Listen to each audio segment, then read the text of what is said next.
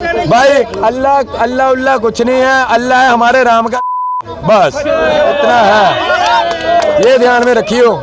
चाहे अकबर आए, चाहे औरंगजेब आए, चाहे आए अल्लाह, वो है हमारे श्री राम जी का।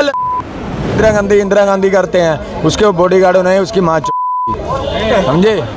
कांग्रेस पार्टी जो है हमें ये बताती थी केवल भाई बाबर महान, मुगल महान, फलाना महान। हमें भाई छत्रपति शिवाजी, महाराणा प्रताप, बड़े बड़े योद्धा जो हमारे देश में थे, उनका तो बर्चिस इन्होंने खत्म कर दिया कांग्रेस पार्टियों ने। स्टडी के लिए जाते स्कूलों में जाते हैं ना, ये मदरसे क्यों खोलते हैं? ये मदरसे खोलते हैं, इनका माइंड वॉश किया जाता है कि मुसलमान बनो और इनको ऐसे ऐसे करो।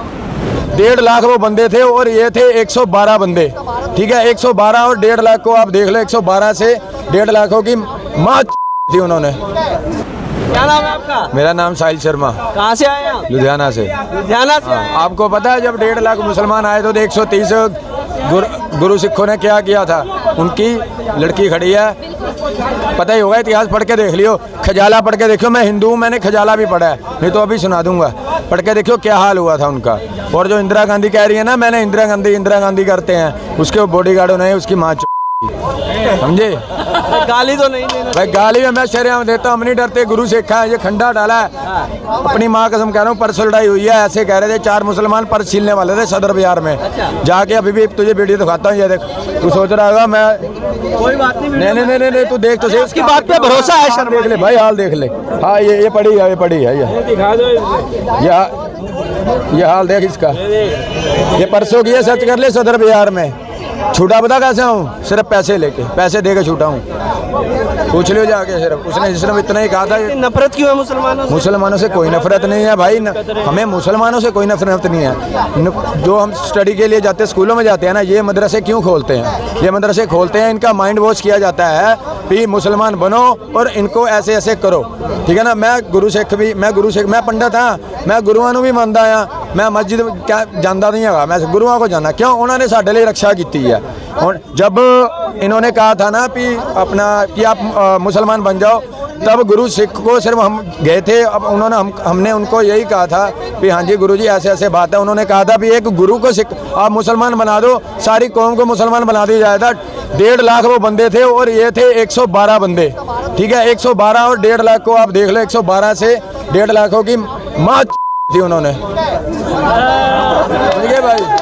1.5 लाख की, 1.5 लाख की। और आगे अच्छा शर्मा जी, आगे आपका भी इरादा वही लग रहा है? किसका? जो 1.5 लाख के साथ हुआ था, आप भी वही करना चाहते हैं? भाई अभी तो कल परसों ही किया है, दिखा तो दिया। तो कह रहा हूँ, जब वो मैंने इसलिए नहीं किया, अभी ये जो आप मुद्दा उठा रहे इसलिए किया सीना झमटी सदर बाजार में जा, इतनी सी पेमेंट लेके चले जाओ। ये देखो, इतनी सी पेमेंट थी, जेब में डाली, सोचा माल वाला बंदा है कि बाहर का लग रहा है, ठस्सा कर देंगे, ये कर देंगे, शेडी थे, ठीक है ना। उसको ये नहीं ना पता आगे होगा क्या। अब पड़ा हुआ आराम से, पता लगेगा भी किसी शर्मे ने या किसी पंडित ने या किसी गुरु के सिख ने इसको। अच्छा, पता लगेगा कि गुरु के सिख ने किसी ने। अरे जो सर्वे वर्वे हो रहा है आजकल मदरसों का, ये सही हो रहा है? कह रहे मुसलमानों को डराने का। मैं आज मदरसे में भी बता देता हूँ, पंजाब में हमारे में ना, लुधियाना में, मैं लुधियाना का हूँ, वहाँ पर पड़ता है मायापुरी, ठीक है।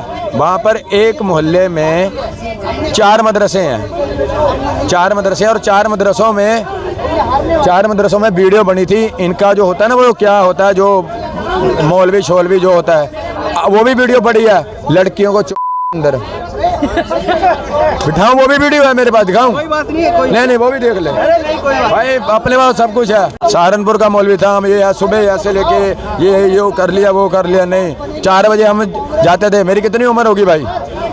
मेरे को क्या पता, अंदाजा आपके हिसाब से कितनी होगी? 24-25 साल है, मेरी 34 साल की उम्र है, ठीक है ना। तो भाई साहब इसके अलावा भी कुछ कर सकते हैं क्या? इससे ये एक ही बात एक ही है भाई, अल्लाह उल्लाह कुछ नहीं है, अल्लाह है हमारे राम का, बस इतना है, ये ध्यान में रखियो। चाहे अकबर आए, चाहे औरंगजेब आए, चाहे आए अल्लाह, वो है हमारे श्री राम जी का। तो सही नहीं है, इधर आइए, ये बात तो सही नहीं है। ऐसी किसी की भावनाएं आहत होती हैं, हाथ होती हैं, उनको पता है, इसलिए तो कोई यहाँ इतने खड़े होंगे, कोई भी खड़ा भी होगा, इसलिए मुझे कह क्यों नहीं रहे, उनको पता है। कि हाँ यही सत्य है, सत्य है। हाँ यही सत्य है भाई। ये राम मंदिर कह रहे थे, मुसलमान थे वहाँ पे, वो थी क्या थी, मस्जिद थी, वहाँ के लोगों से पूछा जाके, वहाँ से कोई 120 साल की ना, 120 साल की वो इंटरव्यू में किसी में भी नहीं आई थी। हम वहाँ पे गए थे माथा टेकने के लिए। वहाँ से 4 किलोमीटर दूर ना एक गाँव पड़ता है, मेरी बात सुनो, 120 साल के ना 117 पता नहीं 118 साल की वहाँ बुढ़िया थी। उन्होंने बताया था भाई यहाँ मंदिर तोड़वा के, इन्होंने मंदिर तोड़वा के फिर यहाँ पे वो मस्जिद बनी थी।